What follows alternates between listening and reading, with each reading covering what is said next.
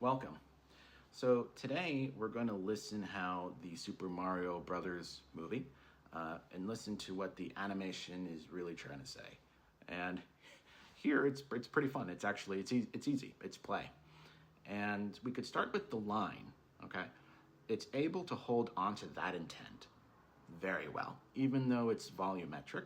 Everything about the animation, it's kinetic, fast, and it's always in service of fun, just like a Nintendo video game, okay? So how does animation speak this, grammar without leaning too hard on the cinematic language? Well, an invention they have that they use really well, it's Mario's jump. And for them, that's the base that the idea is revealed over and over and over again, okay? In every sequence, there's a buoyancy in the motion, right? Each jump translates back into play bit by bit. And the motion's revelation for its idea is always play, regardless of its range and time. So now in order for the animation to hold it, right? It needs to have a contrast because we can't just be going go, go, go all the time. It needs an antithesis, okay? And that antithesis is stillness. And how the movie actually answers this contrast is by having the animation itself take a step back. And it shares co-author duties with cinematic logic. So play belongs to animation, and stillness is mostly carried through cinematic logic. This leaves us with an unanswered question that's kind of begging at this point. So what does stillness look like when it's expressed just as through animation itself? And where you're not relying on a camera or set trying to carry it. Actually, we have a great answer here. It's pretty fantastic. It's Lumalee, so the little star. And Lumalee plays with both stillness and play all the way to its thematic end, okay? Existentialism.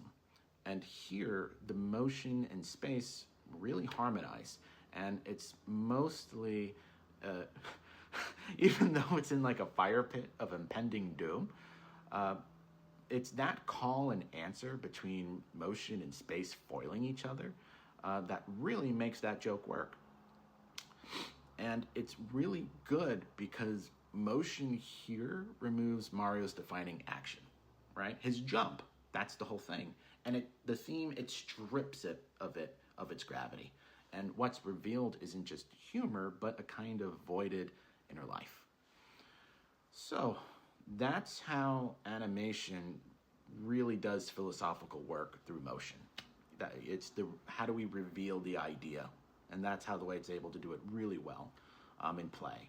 But when it comes to stillness, and we do see Mario experience that stillness, it's very different. In the restaurant scene, as Bowser is just like going at Brooklyn, Mario is really forced into stillness and where he just can't jump. But here, stillness is still carried mostly through cinematic functioning. So your editing, lighting, camera work, and animation itself is more of a support rather than the lead. And it goes by so quickly. And that contrast really does matter because Lumalee shows what stillness looks like when animation fully authors the idea. Mario shows what stillness looks like when animation and cinema do this. They have co-author roles.